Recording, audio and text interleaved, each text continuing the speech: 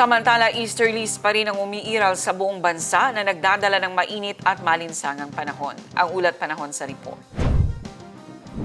Sa weather bulletin mula sa Pag-asa, makikita sa ating iWeather Center na easterlies pa rin ang umiiral sa buong bansa na nagdadala ng mainit at malinsangang panahon.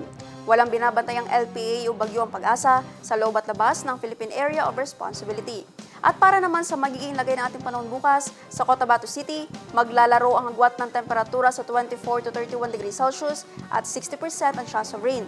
Sa Maguindanao, papalo ang agwat ng temperatura sa 23 to 32 degrees Celsius at nasa 60% ang chance ng pagulan.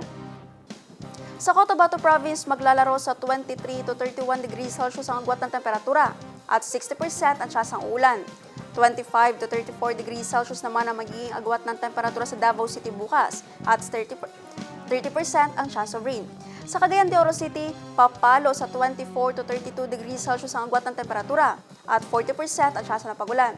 23 to 34 degrees Celsius naman ang inaasang magiging agwat ng temperatura sa Zamboanga City bukas at 50% ang chance ng ulan. Ang Lanao del Norte papalo bukas sa 22 to 28 degrees Celsius ang agwat ng temperatura at 50% ang chance ng pagulan. Habang sa Lanao del Sur naman ay makakaranas ng 18 to 24 degrees Celsius ang agwat ng temperatura at nasa 60% ang chance of rain. Ang araw ay sumikat kaninang 5:57 ng umaga at lumubog ng 6:08 ng gabi.